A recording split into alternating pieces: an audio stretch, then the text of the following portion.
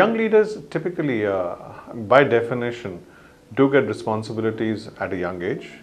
Perhaps as, let's say, time goes by and as decades go by, they get responsibilities which is unexpected at times or expected, but at the same time, typically from a social and a societal point of view, much before that times, if I can put that in inverted commas.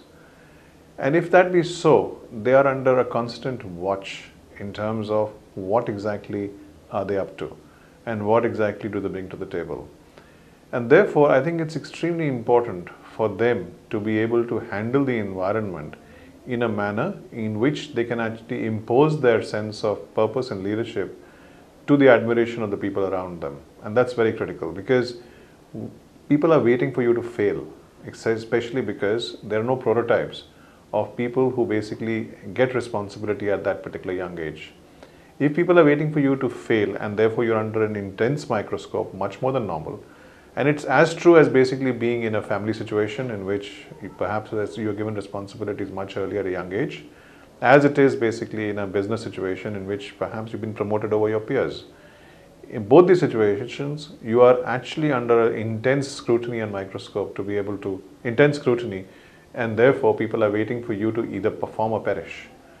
That being so, I think you need to be cognizant of that fact. Obviously, you have certain qualities in you which have catapulted you in that position, and given the people around you confidence, whether it be family or whether it be business situations, that you will be able to handle the job. Somebody has bet on you. Somebody has actually taken a call on you, and therefore you have to basically be very cognizant of that. Clearly, in this situation, what happens is that when you start off, there are more negative stories about you than positive. The anti-stories, as I call it, are significantly higher than what the positive stories are. And clearly you have to then change the equation with your actions and with purpose to be able to convert this entire equation exactly the other way around. If that be so, then how exactly do we go around doing it? The only formula which I can think of, and clearly I think if you do it, let's say, in the nice enough manner, it's good, but at the same time you have to do it, let's say, with your actions and with your wins. Yeah, early wins are the most desirable, and therefore I think if you're able to actually strike some good wins at the very early part of, let's say, your tenure, it's excellent. Early wins can be defined by, let's say, some business wins, some great brilliant ideas. It can also be defined by perhaps, let's say, certain winning over propositions to your team members, and therefore and acts of leadership which perhaps you have been able to win people over and create constituencies to basically believe in you. And I think all three are equally important, in my opinion. Getting, let's say, early business wins, winning over constituencies. It's easy to win over constituencies who are significantly, let's say, younger than you. It's very difficult to win over constituencies which are entrenched, let's say, in old practices, clearly, and that's obvious, that's pretty obvious. But however, at the same time, the minute you start getting wins, it overcomes, let's say, all these so-called adverse negative stories about you. Clearly, I think as far as you are concerned, when you are into the situation and if you've been brought in early into the system, there are certain discontinuities which are expected of you. Otherwise, somebody wouldn't have taken a bet on you to get you into the situation at that early an age.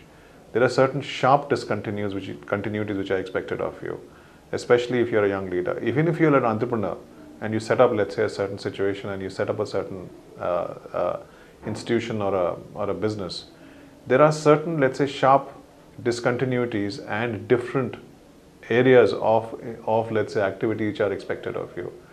Now, if that be so, you're obviously challenging paradigms. And if you're challenging paradigms, typically what would happen is that you would face anti-stories. There would be people who, again, as I said earlier, waiting for you to actually fall flat on your face, right? Given that basically it's a young upstart. That's a very difficult situation to be in the sense that when people don't believe in you, by and large, or 80% of people don't believe in you. And therefore, I think, as far as that is concerned, you have to very clearly, besides the obvious thing of staying the course, clearly map out the course as much as succinctly as possible and get certain constituencies to believe in you as quickly as possible. And the key person in this is the person who set you up, the person basically who actually sort of has had faith in you and who's bet on you, he's the key person, or he or she is the key person to be able to actually spread your story to the extent possible, because he's the best person who perhaps you can bank on. So therefore, I think strong leadership being defined by very clearly early wins, stay the course essentially, because if you have a story of discontinuities, stay the course on discontinuities.